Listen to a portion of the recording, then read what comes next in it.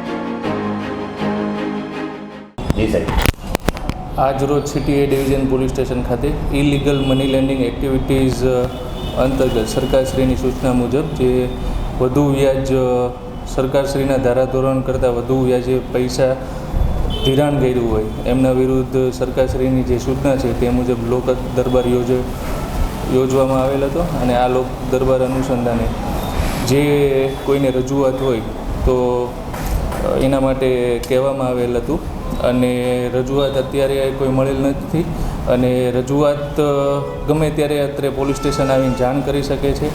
કોઈ હેરાન પરેશાન કરતું હોય તો અત્રે પોલીસ સ્ટેશનમાં ફરિયાદ નોંધાવેલી।